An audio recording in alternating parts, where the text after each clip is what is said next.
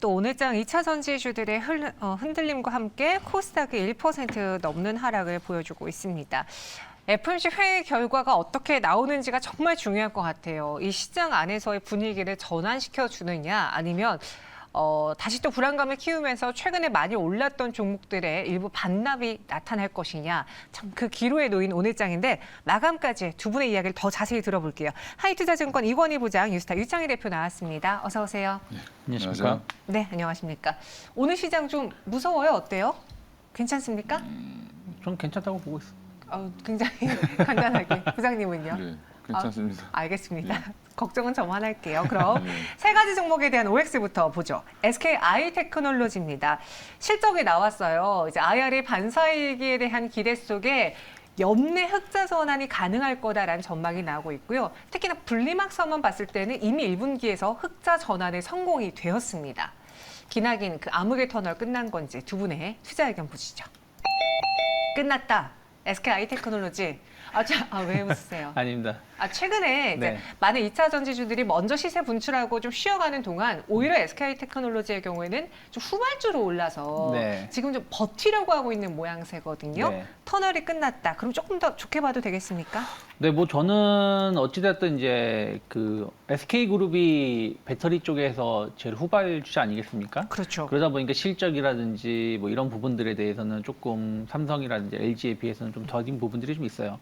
하지만 상당히 SK 그룹도 그 2차 배터리 관련해서 특허라든지 준비를 좀 차근차근 잘하고 있다라고 생각 좀 하고 있습니다. 그리고 매출도 계속해서 늘어나고 있다고 보고 있고요. 그렇기 때문에 SKI 테크놀로지가 약간 이제 분리막이라든지 이런 부분들에 대해서 약간 이제 양극재 대비해서는 좀 시장에서 주목을 좀 덜 받은 부분들이 좀 있습니다만은 긴 시각에서 본다라면 충분히 주가가 더 올라갈 수 있다라고 생각하고 있고 어쨌든 2차 전지 이 배터리 관련해서는 우리나라가 계속 시장을 주도할 수밖에 없는 상황이기 때문에 그러한 부분들을 보고 조금 긴 호흡을 가지고 투자를 하신다라면 좋지 않을까 판단하고 있습니다. 긴 호흡이라고 말씀해 주셨는데 제 지금 귀에 들리는 소리가 16층에 사람이 있다고 네. 구조가 가능한지 안에서 좀 그러시더라고요.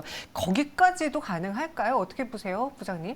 16층이요? 네, 16층에 지금 사람이 있다는데. 너무 높이 계신 것 같은데. 예.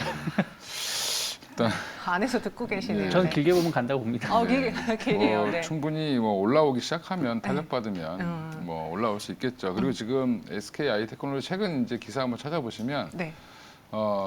지금 그 사장님께서 직접 헝가리 공장도 가서 체크도 하고 지금 그 헝가리 쪽 정부와 주정부랑도 지금 잘 진행을 하고 있고요. 1공장이 거기 있는데 이제 2공장도 지금 거의 이제 하반기부터 가동되고 3, 4공장 지금 이미 삽떠서 진행을 하고 있습니다. 네. 그럼 캐파는 이제 거의 한 4배가 아니라 사실은 5배 이상 늘어나는 상황이기 때문에 이 부분이 이제 결국엔 유럽 시장이 지금 오늘 이제 자동차 관련된 리포트를 한번 쭉 봤는데 3월 판매 지표라든지 이런 것을 봤을 때 전기차가 중국 다음으로 중국을 제외하면 제일 많이 팔리는 쪽이 지금 현재 유럽이고요.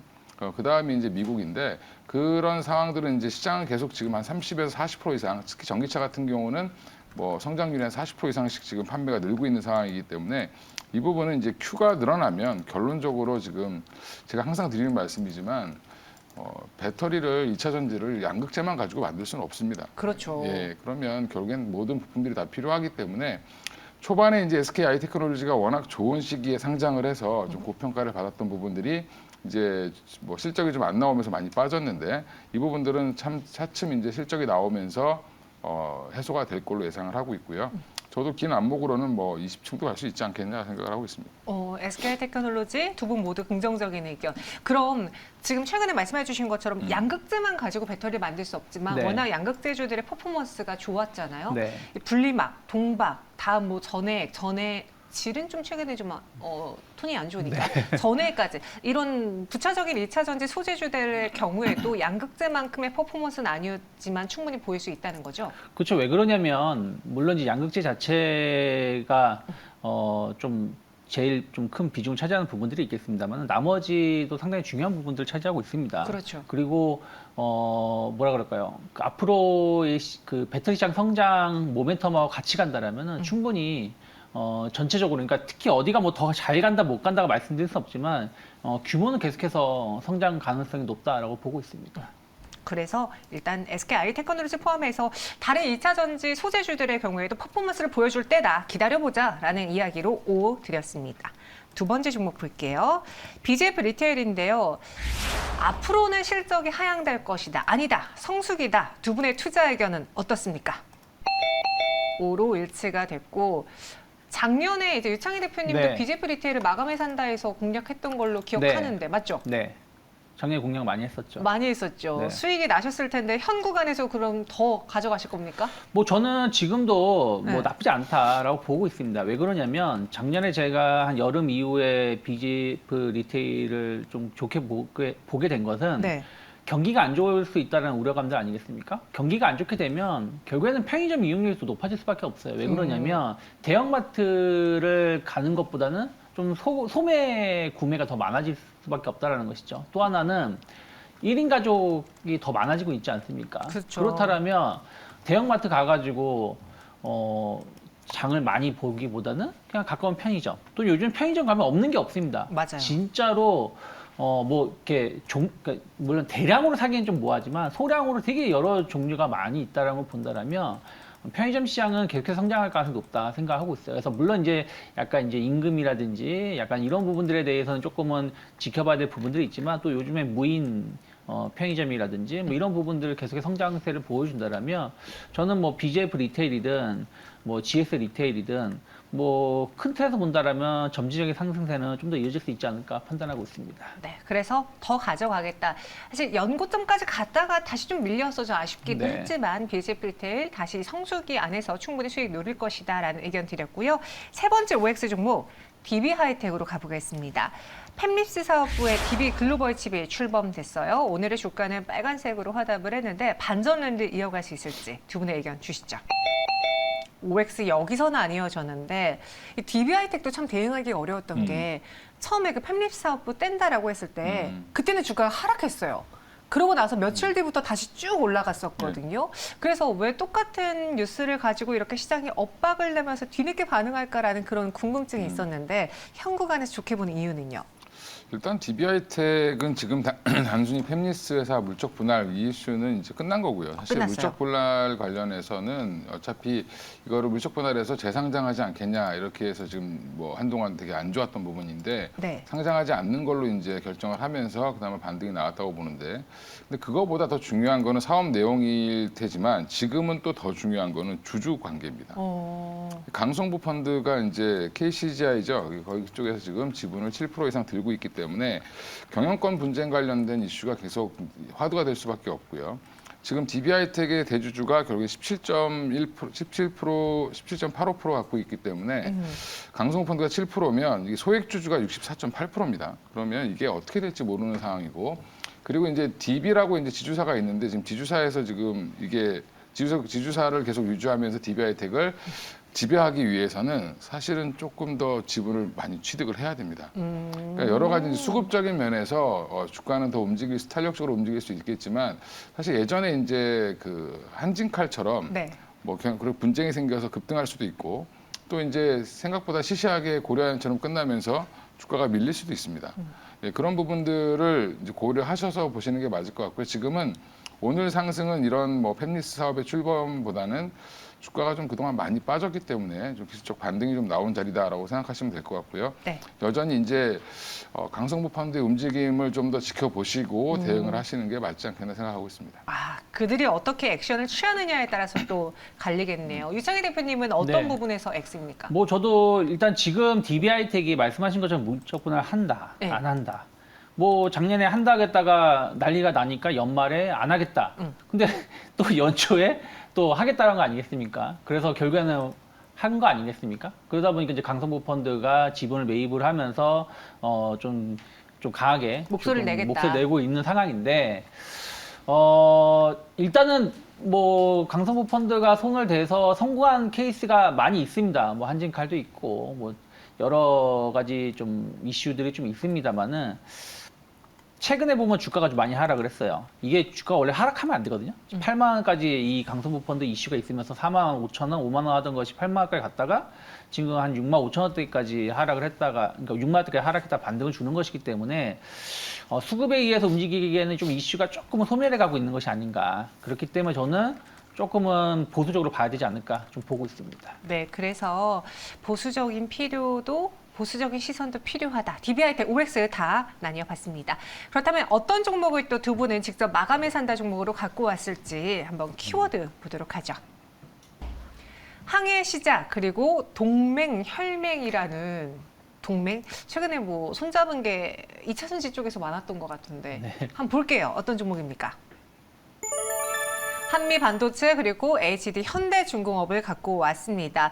지금 한미반도체 네. 오늘 많은 분들이 채팅방에서 이야기를 하면서 보고 있었거든요. 네. 이 종목을 봐야 되는 이유가 있다면요? 뭐 사실 그래서 제가 동맹 혈맹 쓴 거는 네. 이름이 한미라서 쓴 건데 우리 이창희 대표님 웬만하면 이런 거 잘 안 하시는데 그래도 노력하셨네요. 네. 근데 어쨌든 이제 계속해서 이제 그 기판 투자 확대라든지 성장세는 계속 이어질 거라 보고 있어요. 특히 이제 그 파운드리 시장이라든지 이런 부분들에 대한 어떤 지금은 반도체 업황이 좋지 않지만 앞으로 상당히 좋아질 수 있다는 부분들. 한미 반도체 장비들이 상당히 점유율이 높습니다. 뭐 세계 점유율 한 80% 이상 차지하는 장비도 있고요. 계속해서 새로운 장비들도 좋은 결과를 좀 보여주고 있기 때문에 그런 부분들에 대해서는 회사의 기술력 혹은 매출 성장에 대해서는 의심할 여지는 없다라고 보고 있고요.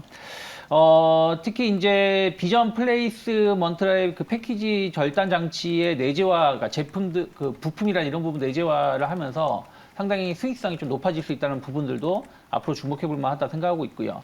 아까 말씀드린 대로 파운드리 생산 능력 확대라든지 또 반도체 후공정 투자 확대에 대한 기대감들 감안한다라면 주가는 이제 조금 상승의 시작점이 아닐까 좀 개인적으로 보고 있어요. 그러니까 지난 3월 달에 반도체 관련된 종목군들이 상당히 좋았었죠. 네. 그러고 나서 많은 종목군들이 좀 많이 하락을 했는데 한미반도체 옆으로 기간 조정을 주고 나서 오히려 지금 고점을 돌파시키려고 하고 있거든요. 어제 오늘 시장은 좀 안 좋지만 반도체 관련된 종목군들이 그 많이는 아니지만 일부 종목군들이 계속 좀 순항하는 모습을 보여주고 있고 한미반도체가 그러한 모습을 좀 보여주고 있기 때문에 전 충분히 여기서 충분히 추가적인 상승 기대해 볼 만하지 않을까 판단하고 있습니다. 그래서 고점 돌파가 이루어진다라면 오늘 또 특히 양봉 이런 날 양봉이 그러니까요. 나오고 있기 때문에 일단 단기 목표가 27,000원 이상은 좀 가능하지 않을까 보고 있고요.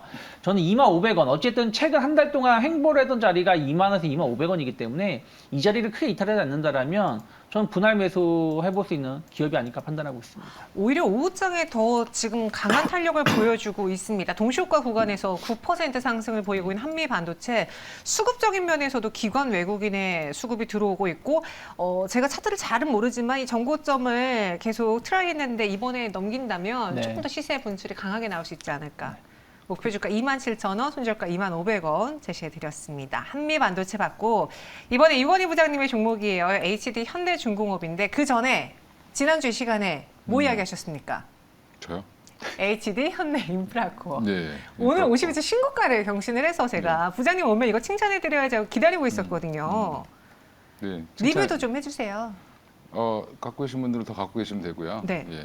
실적은 여전히 좋아질 겁니다. 이제 북미가 결국에는 미국 쪽이 50년 만에 인프라 투자가 화랑을 보이고 있다라는 부분, 이런 부분들이 아마 지금 실적에 가장 잘 꽂히고 있는 상황이고요.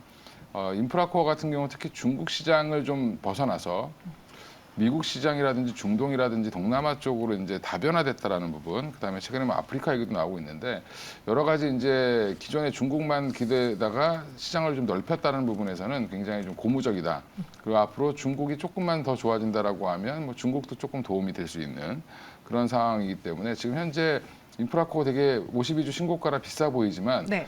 한번 차트 옛날에 쭉 펴서 보시면 항상 10,000원대 정도에 있었습니다. 예, 그러면 이제부터 시작할 수도 있으니까 조금 눌림목이 나오더라도 뭐 갖고 계신 분들은 더 갖고 가시고 조금 사고 싶으신 분들은 한 10,000원대 초반이나 10,000원 일시적으로 깨질 때 조금 들어가시는 것도 괜찮지 않나 생각하고 있습니다. 네, HD 현대인프라코어 이렇게 한 주 동안 12% 넘게 상승하며 52주 신고가를 기록했는데 오늘은 이름이 비슷하지만 좀 다른 네. HD 현대중공업을 또 갖고 오셨어요. 요즘 좀 무거운 걸 좀 계속 갖고 오고 있는데 네. 일단 무거운 것들이 좀 중심을 잡아줘야 되는 시장이 아닌가 이렇게 생각을 하고 있고요. 지금 워낙 좀 고점에 있는 종목들이 많고 그다음에 고점에서 꺾이는 추세가 이제 무너지는 종목들이 나오고 있기 때문에 이럴 때일수록 바닥에서 도는 종목을 좀 찾아보는 것도 좋을 것 같은데 그래서 요즘에 조선업 관련된 얘기를 좀 많이 하고 있습니다. 근데 현대중공업 같은 경우도 보면 물론 이제 HD 앞에 다 붙여져 있죠. 지금은 현대그룹 관련돼서는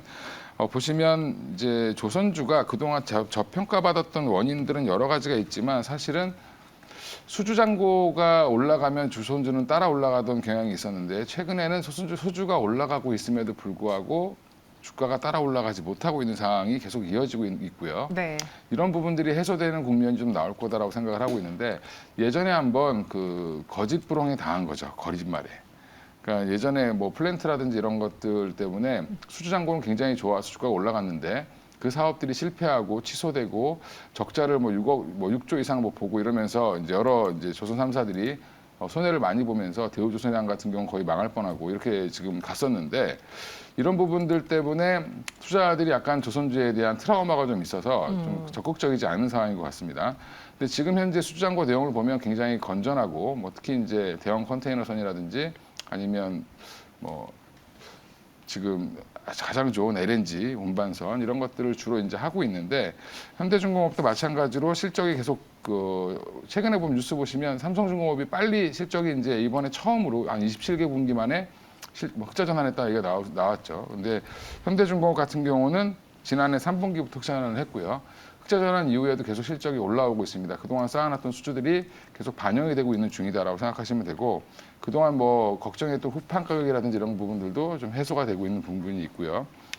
특히 또 중요한 거는 엔진 사업부를 조선 3사 중에 유일하게 보유하고 있다는 부분에서는 현대중공업이 가장 탑픽으로 꼽을 수 있다라고 보고 있습니다. 그래서 향후에 조선주 한번 보신다라고 하면 현대중공업 좀 보실 필요가 있지 않나 이렇게 생각하고 있습니다. 가격 전략은요?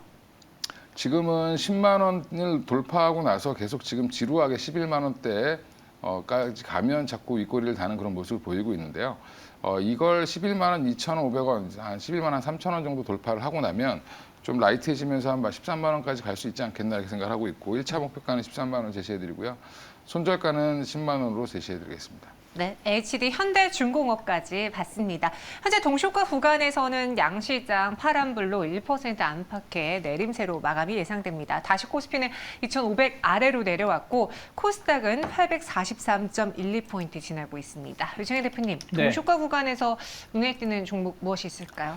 뭐 오늘 이렇게 시장이 안 좋음에도 불구하고 급등세를 보여주는 섹터가 딱 하나 있죠. 페라이트라는 섹터죠. 네. 그러니까 히토류의 어떤 독립화. 그러니까 예전에 이제 우리가 일본 소부장에서 독립을 하겠다라는 것처럼 전 세계가 중국의 히토류로부터 독립하려고 하는 움직임이 나오다 보니까 한솔테크닉스가 오늘 17% 정도 상승하고 있고요. 최근에 이쪽 관련된 종목군들이 지난주부터 움직임이 나왔었는데 오늘 같은 경우도 어제에 이어서 오늘도 급등세를 좀 보여주고 있지 않나 판단하고 있습니다. 네, 페라이트 관련주들 오늘장 저희가 좀 전해드렸었는데 현 구간에서 한솔테크닉스 10% 넘게 오르고 있고요. 이건희 부장님의 눈에는 어떤 종목이 들어올까요? 네, 조정을 좀 잘 받고 오늘 올라가는 이제 이수페타시스 이렇게 보실 필요가 있을 것 같아서 좀 말씀드리는데 개인적으로 좋아하는 종목이긴 한데 사실은 그동안 조금 너무 많이 올라서 한동안 조금 저도 이제 좀 관찰만 했었는데 네. 일단 지금 상황에 다시 올라가는 이유는 작년에 사실은 실적은 재작년에 비해서 워낙 좋았습니다. 한 2배, 3배 가까이 이제 실적이 올라갔기 때문에